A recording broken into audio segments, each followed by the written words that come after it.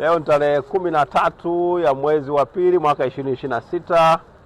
Mahakama Kuu ya Tanzania masijara ndogo ya Dar es Salaam imeendelea kusikiliza kesi ya mwenyekiti kesi ya Jamhuri dhidi ya mwenyekiti wa Chama cha Demokrasia na Maendeleo ndugu Tundu Antipas Mugwai Lissu, ambaye ni kesi ya uhaini.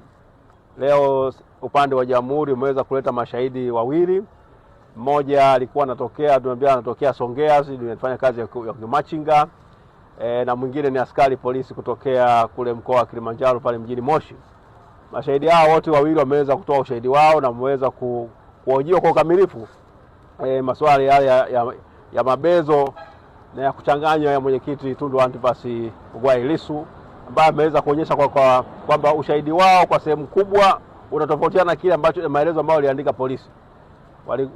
Ile tarehe moja amesema kwamba mnamo tarehe 8 ya mwezi wa 4 mwaka 2025 alikwenda polisi kule Moshi kule Songea akaandikisha maelezo yake, lakini alipokuja kuhojiwa maswali na mwenyekiti Tundu Lissu, kwa sehemu kubwa ni kwamba mengi ambayo ameyasema leo ni maneno ambayo ameongeza hayamo katika tamko lake lile, na alikuwa kila vitu vingiulizwa anasema ajui.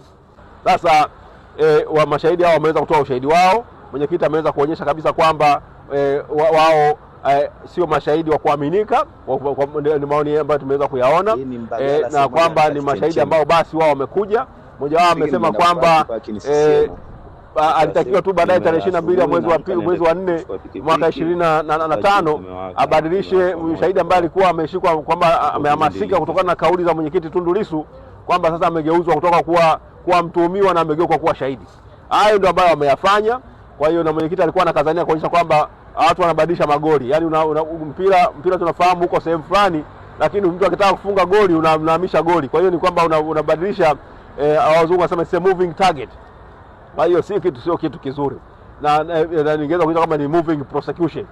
Kwa hiyo hali imekuwa sio nzuri, imekuwa ni ya kusikitisha, lakini mwisho wa siku mahakama ndiyo ambayo itakayoamua kwamba kama kuna kesi ya mwenyekiti kujibu, na kama kuna vivyo mwisho wa siku kama ana hatia.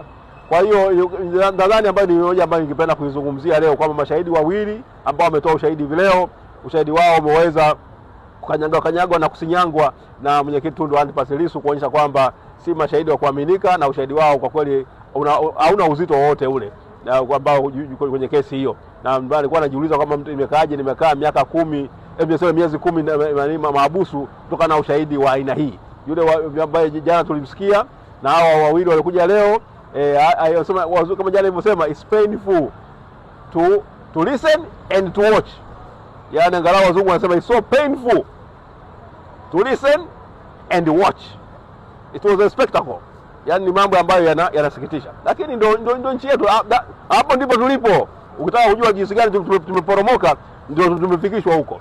Kuna shimo ambalo tumepelekwa huko la Bermuda Triangle, tuko katika hali ngumu. Sasa hayo ndio ambayo nataka kuyasema kuhusiana na kesi ya mwenyekiti Tundu Antipas Mugwai Lissu.